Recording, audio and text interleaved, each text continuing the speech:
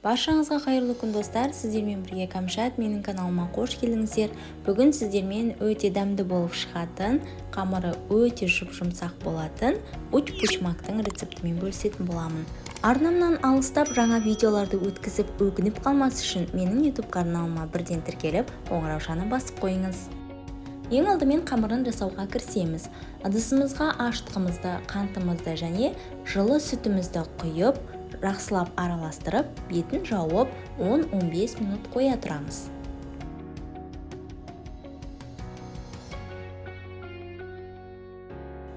Минут өткеннен кейін бізде осылай апара дайын болады, яғни аштығымыз көтеріледі. Үстіне аз содасын, майонезімізді және де тұзымызды, бір жұмыртқамызды қосып, жақсылап араластырамыз.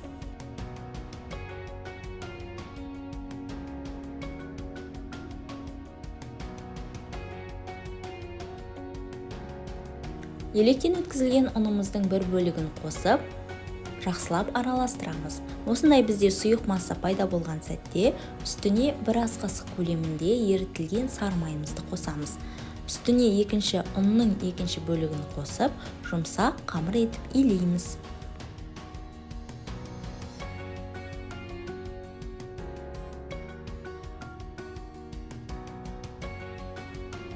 Міне бізде осындай қамыр болып шығады. Енді осы қамырымызды бетін салапанмен жауып, 1 сағатқа жылы жерге қалдырамыз.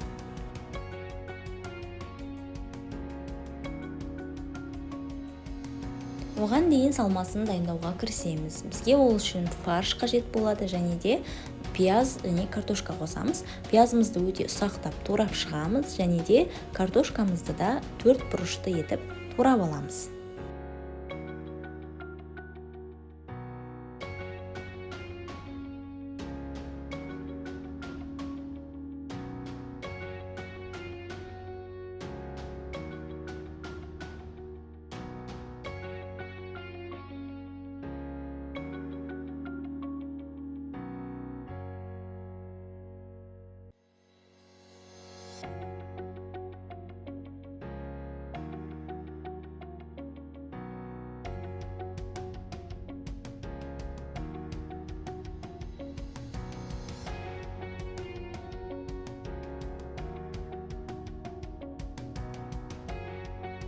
Үстіне татымына қарай тұзымызды, қара бұрышымызды қосып, жақсылап араластырамыз.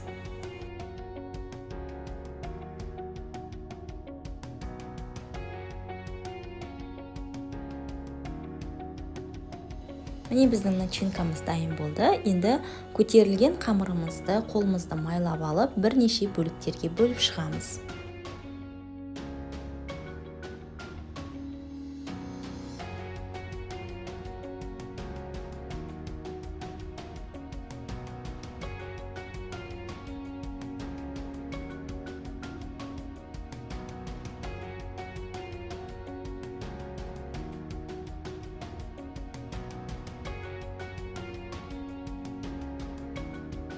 Осылай бірнеше бөлікке бөліп алғаннан кейін сұйық майдың көмегімен үстелімізге қойып, алақан ортасында айналдырып дөңгелек формасына келтіреміз.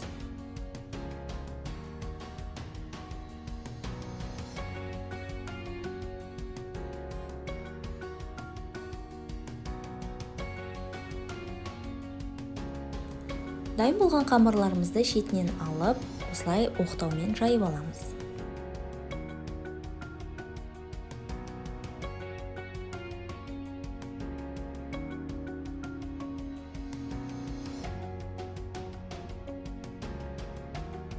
Уч-пучмакты жасауға кірісеміз. Осылай жайып алған қамырымыздың үстіне салмасын салып, 2 қамырдың ортасынан біріктіреміз және де бұны 3 бұрыш формасында келтіретін боламыз. Осылай жақсылап бекітеміз, қаттырақ бекіту қажет болады.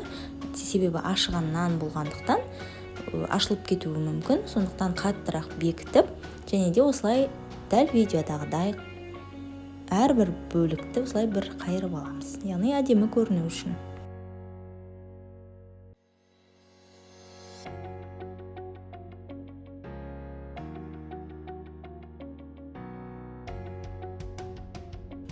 Барлығы уч-пучмакты дәл осылай жасап шығамыз.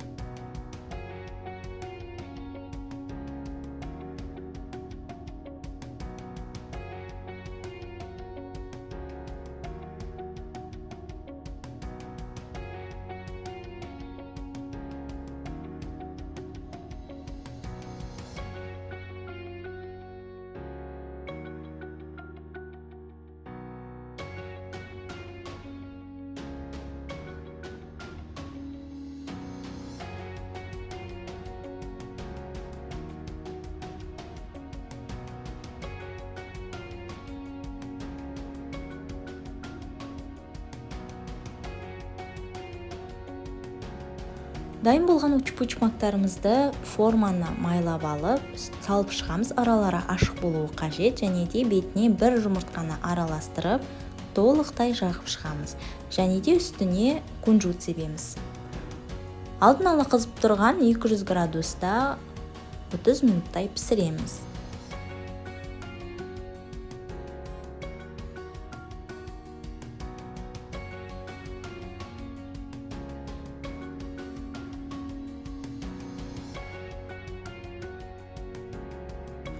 Міне біздің уч пучмагымыз дайын болды.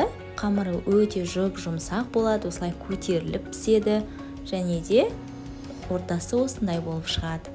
Еті де, картошкасы да, қамыры да барлығы толықтай піскен. Міндетті түрде жасап көріңіздер, сіздерге ұнайтынына сенімдімін.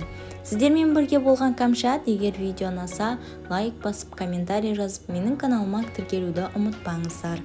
Қош сау болыңыздар.